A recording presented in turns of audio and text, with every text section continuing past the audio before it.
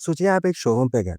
एक सेल्समैन ने बोला कि ये एसी सब ले रहे हैं, बहुत ही बड़ा एसी, और आपने यही सोच के वो एसी बाय कर लिया। अब उस कंडीशन में आपने भी ले लिया, लेकिन 2 चीज़ें बाद में समझ आती हैं।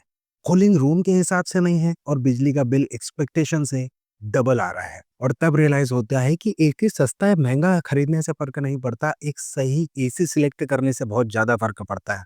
दोस्तों, इस वीडियो में बहुत सिंपल सी चीज़ है, मैं बताने वाला हूँ आपको एसी बाइंग गाइड 2026 के बारे में, और वो सारे पैरामीटर जो आपको एक एसी लेने के पहले बहुत ही ज़्यादा ज़रूरी है। और वीडियो को एंड तक देखिएगा, जिससे कि आप सेल्समैन को फॉलो नहीं करोगे, आप एक लॉजिक को फॉलो करोगे, और जिससे आप एक बेस्ट एसी अपने लिए ले पाएँगे। डोमेस्टिक लेवल पे हम 2 एसी यूज़ करते हैं, जो कि नॉर्मली हम घर में यूज़ करते हैं। एक होता है स्प्लिट एसी और दूसरा होता है विंडो एसी।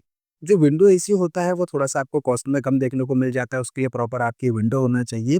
ये थोड़ा-सा चीप रेट में मिल जाता है और कूलिंग भी आपको देता है, लेकिन एक सबसे बड़ा ड्रॉबैक रहता है कि ये थोड़ा-सा नॉइसी रहता है। इनकंसिस्टेंसी कूलिंग आपको देता है, मतलब कूलिंग में आप ये एक्सपेक्ट ही नहीं कर सकते कि बहुत शानदार आपको कूलिंग देखने को मिलती है।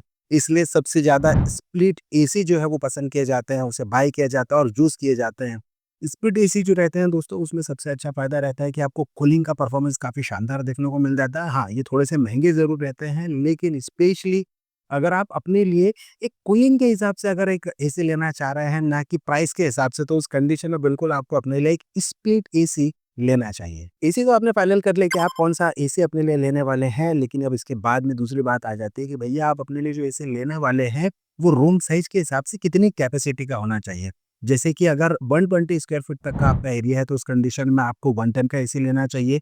अगर 120 से लेकर 180 तक स्क्वायर फीट तक का एरिया है, तो उस कंडीशन में आपको 1.5 टन का एसी लेना चाहिए। लेकिन अगर 180 स्क्वायर प्लस का एरिया है, तो उस कंडीशन में आपको 2 टन एसी लेना चाहिए। तो ये एक तो स्टैंडर्ड साइज़ बता दिया, लेकिन 70% लोग यही गलती कर देते हैं, और सबसे बड़ी गलती वो ये करते हैं कि जब भी वो एसी लेने के लिए जाते हैं किसी शोरूम पर, या फिर अगर आप ऑनलाइन भी सर्च कर रहे होते हैं, तो आप ये देखते हैं कि अच्छा 120 स्क्वायर फीट का एरिया है, सीधे आप 1 टन का एसी ले लेते हैं। लेकिन यहाँ पर आपको गलती नहीं करनी है। आपको सबसे पहले उसकी कूलिंग कैपेसिटी चेक करनी है। कूलिंग कैपेसिटी का मतलब ये होता है दोस्तों कि अगर 1 टन का एसी ले रहे हैं, तो उसकी स्टैंडर्ड कूलिंग होना चाहिए। 1 टन कूलिंग कैपेसिटी होती है 3517 वॉट की। अब देखिए, यहाँ पे थोड़ा-सा टेक्निकल चीज़ें आपको समझनी पड़ेगी कि भैया 3517 वॉट जो आपको कूलिंग कैपेसिटी देखने को मिलती है, वो 1 टन की होती है। तो सिंपल सी बात है, अगर 1.5 टन का एसी अगर आप खरीद रहे हैं, तो 3.17 इंटू 1.5 होता है। दैट मीन्स कि आपको 5275 वॉट का एसी लेना चाहिए। ठीक इसी तरीके से अगर 2 टन का एसी ले रहे हैं, तो 3517 इंटू 2, दैट मीन्स कि 7035 वॉट का आपको एसी लेना चाहिए। ये तो मैंने एक स्टैंडर्ड कैलकुलेशन आपको बता दी कि भैया इस हिसाब से आपको उसकी कूलिंग कैपेसिटी देखना है और उसके हिसाब से आपको एसी लेना है। लेकिन इस बात को भी आपको हमेशा ध्यान रखना होगा कि जो रूम की हीटिंग रहती है, उसके हिसाब से ही आपकी कूलिंग कैपेसिटी डिसाइड होती है। अब आप बोलेंगे, यार भाई इसमें लॉजिक क्या है? इसमें एक लॉजिक ये है कि भैया रूम जितना हीट जनरेट करेगा, इसी को उतनी ही वॉट बेस्ड कूलिंग कैपेसिटी चाहिए होगी। सिर्फ स्क्वायर फीट देखना ये हाफ कैलकुलेशन है, इस बात को आपको हमेशा ध्यान रखना है। अभी हाफ कैलकुलेशन का लोड मुझे समझ में नहीं आ रहा भैया, इसका भी बता दो। इसे हम प्रैक्टिकल एग्जांपल के तौर पर समझते हैं।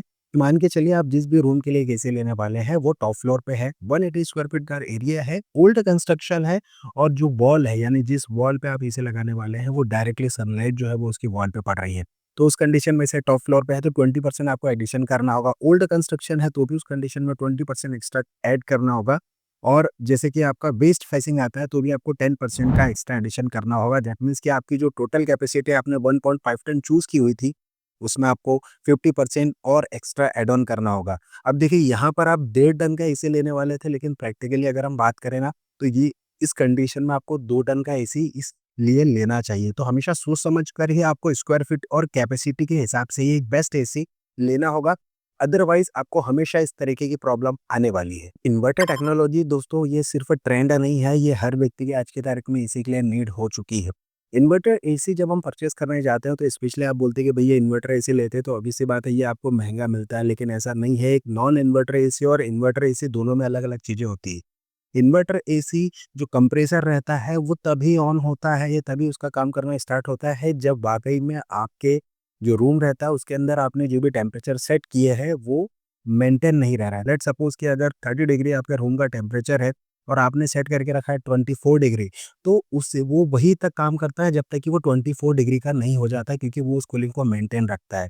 लेकिन ऐसा नहीं भैया कि अगर 18 डिग्री का अगर आपका रूम का टेम्परेचर है और कंप्रेसर बार-बार चलते जा रहा है, ऐसा नहीं होता और यही सबसे खासियत होती है इन्वर्टर कंप्रेसर से, जिससे कि आपका इलेक्ट्रिसिटी का जो कंजप्शन होता है, वो काफ़ी कम आपको देखने को मिलता है। लेकिन नॉन इन्वर्टर एसी का कंप्रेसर बार-बार फुल पावर पे स्टार्ट होता है, जिससे कि इलेक्ट्रिसिटी ज़्यादा कंजप्शन होता है आपको और मशीन भी जल्दी थक जाती है, जिससे कि सीधी-सी बात है वो हीट भी ले रही है, अब वो हीट भी कर रही है, तो भी आपको ज़्यादा प्रॉब्लम होती है। तो इस बात का हमेशा ध्यान रखना है कि जो भी आप एसी ले रहे हैं, वो एक इन्वर्टर एसी होना चाहिए। स्टार रेटिंग, स्टार एसी दोस्तों सिर्फ एक लेवल नहीं है, ये पावर कंजप्शन दिखाता है और पावर एफिशिएंसी बताता है उस एसी की।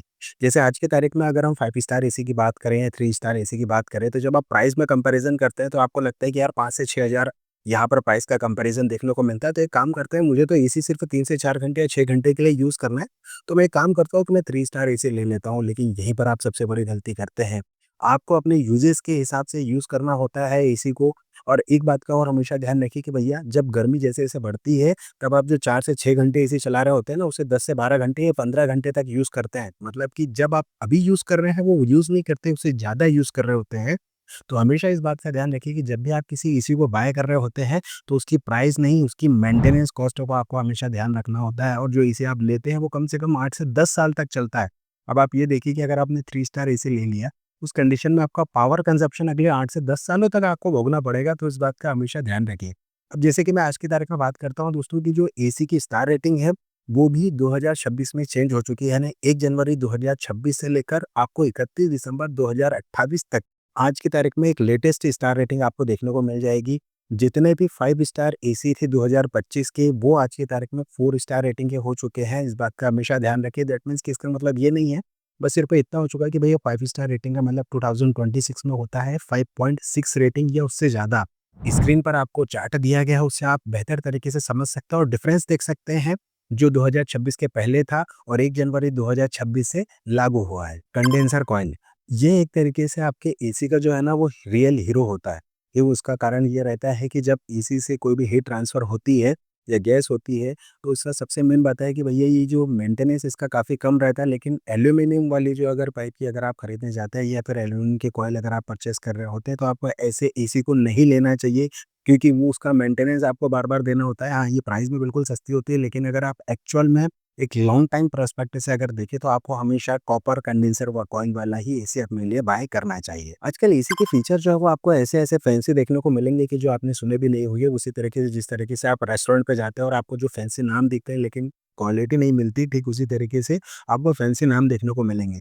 हमेशा इस बात का ध्यान रखिए कि आपको एक एसी चाहिए जो एक पावरफुल कूलिंग आपको दे सके। जैसे कि उसके अंदर अगर कोई फ़िल्टर भी होता है, तो उसमें पीएम 2.5 फ़िल्टर होना चाहिए, डीह्यूमिडाइज़र मोड होना चाहिए, जैसे कि स्पेशली कोस्टल और ह्यूमिड एरिया में सबसे ज़्यादा काम में आने वाली चीज़ होती है। फ़ास्ट और टर्बो मोड होना चाहिए, जिससे कि आपको एक फ़ास्ट कूलिंग मिल सके।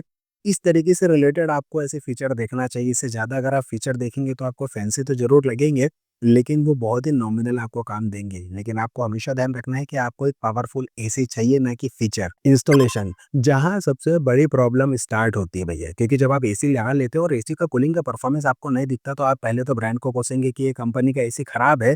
लेकिन इस बात का भी आपको हमेशा ध्यान रखना है कि भैया वो एसी खराब नहीं हो सकता है कि उसका इंस्टॉलेशन जो है वो गलत होता है और 99% प्रॉब्लम यहीं से ही जनरेट होती है। सबसे बड़ी प्रॉब्लम क्या होती है कि जब आप एसी लेते हैं, एसी लेने के बाद में जब आपके इंजीनियर से बात होती है, वो बोलते हैं कि भैया नया एसी है, इसमें वैक्यूम की कोई ज़रूरत नहीं होती। हमेशा ध्यान रखिए कि जब भी कोई भी नया एसी ले रहे होते हैं, हमेशा वैक्यूम ज़रूर करवाइए। अगर आपके घर में ऑलरेडी पहले से इनबिल्ड आपने पाइपिंग करवा रखी है, तो उसमें आपको नाइट्रोजन गैस के थ्रू भी आपको लीकेज चेक करवाना चाहिए, जिससे कि आपको कोई प्रॉब्लम फ्यूचर में ना हो। अदरवाइज़ लीकेज का इश्यू होता है। हाँ, ये मैं ज़रूर मानता हूँ कि 1000 से 1500 रुपए का इस तरीके का आपको एक एक्स्ट्रा कॉस्ट हो सकती है।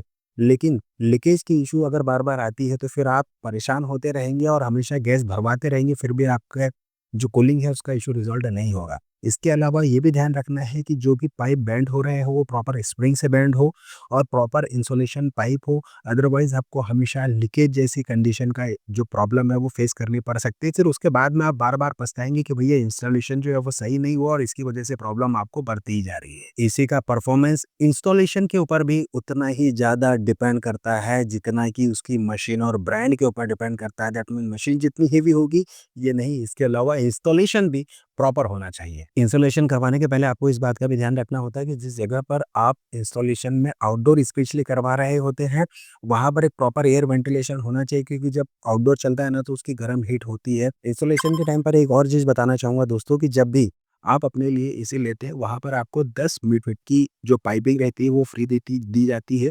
अगर इससे ज़्यादा भी अगर आप पाइप की ज़रूरत होती है, तो उस कंडीशन में आपसे अलग-अलग ब्रांड के हिसाब से चार्जेस लिए जाते हैं। जैसे 300 से लेकर 350 या ₹400 पर फीट के हिसाब से आपसे चार्जेस लिए जाते हैं, और साथ ही साथ आपको इंस्टॉलेशन के चार्जेस भी एक्स्ट्रा पे करने होते हैं, स्टैंड के भी चार्जेस पे करने होते हैं, जो कि अराउंड अबाउट ₹750 के अप्रॉक्स में आते हैं।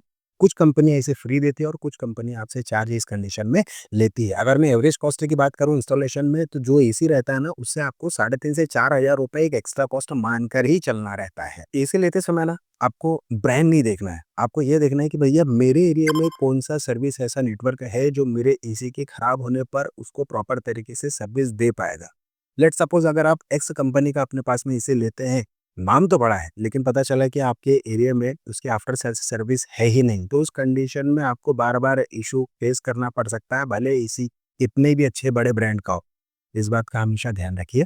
वैसे तो देखा जाए तो प्रोडक्ट की जो वारंटी रहती है वो 1 साल की ओवरऑल प्रोडक्ट पर, और कंप्रेसर पे 5 साल या 10 साल की वारंटी आपको देखनी पड़ जाती है। ब्रांड टू ब्रांड ये सारी चीज़ें डिपेंड करती है, लेकिन हमेशा आफ्टर सेल्स सर्विस को ना हमेशा नोट करके रखिएगा, क्योंकि जो आप एसी लेने वाले हैं ना, वो कम से कम 8 से 10 साल तक आपको सर्विस देने वाला है।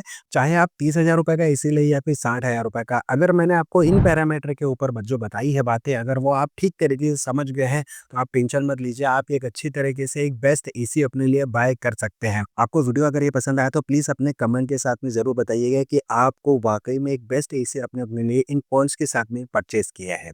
दोस्तों आज के वीडियो में इतना ही, मिलते हैं किसी नए वीडियो में, तब तक के लिए आप अपना और अपने परिवार का ध्यान रखिए। तब तक के लिए जय हिंद, वंदे मातरम।